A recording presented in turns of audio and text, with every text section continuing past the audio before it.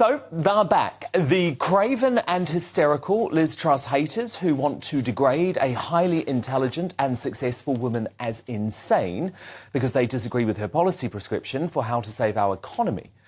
But Liz Truss was right. And she is right.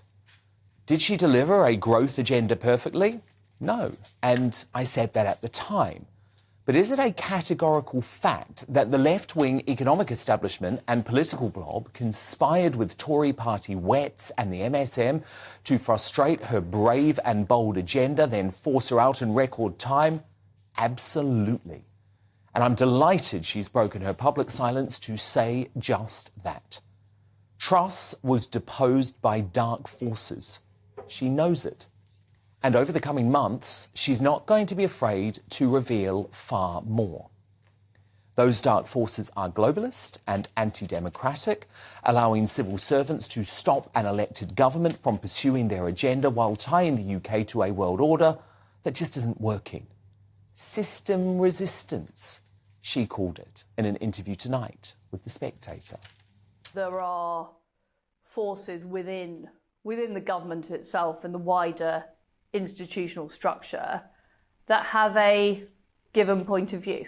You know, they have a point of view which isn't necessarily the point of view of the elected government. And I've seen that, you know, in every government department I've worked in. You know, for example, the view of Brexit by part of Whitehall, or you know, the view of reform to institutions. So I've always known that there is system resistance, and you know there always is. Every democracy has institutions or people who have a particular point of view that doesn't agree with the elected government. Yeah, but not to this degree. Truss campaigned to challenge the economic orthodoxy. She was given a mandate by both her party members and, at the time, Tory MPs to do just that. But when she came to power, she was stopped. There has been an overall approach on British economic policy for the past 15 years that is an orthodoxy. And we were actively seeking to challenge that orthodoxy. And I explicitly said that during the leadership campaign.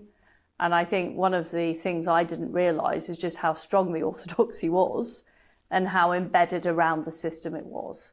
So, you know, on the point about communication, yes, you know, we should have had better communication, but we were in essence relying on a system who didn't necessarily share our approach. Instead, with the public condemnation from the likes of the IMF and even President Biden, Truss was expected to comply with the creep towards a hard left economic agenda. When she refused, she had to go, they decided.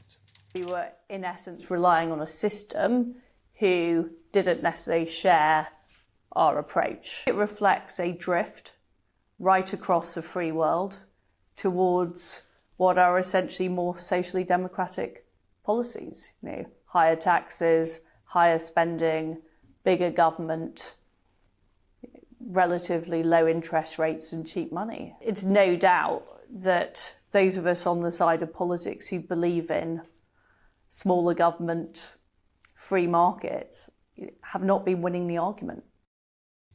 And now, just as I predicted at the time, by the way, Truss believes we are stuck in a high-tax doom loop where no government will ever dare to cut the top tax rate. It certainly isn't going to make our country successful in the long term, having ever higher taxes, always having the argument that you can't cut it's never a good time to cut the top rate of tax, is the reality. With those high taxes and COVID-era government handouts in fashion, we risk entering a perpetual state of big government. People are more in favour of higher taxes now than they were in 2010. I think COVID has had a big impact on the role of government. I think people expect government to do more. I think there's an expectation that government will step in a way there wasn't before. And of course, if you're like me, if you believe that people should be free to live their lives, that you don't like government telling them what to do, then that is a difficult position to be in. So degrade Truss all you want. And by the way, I've heard copious amounts of abuse directed at her from terrified journalists, MPs and civil servants who should know better these past 24 hours.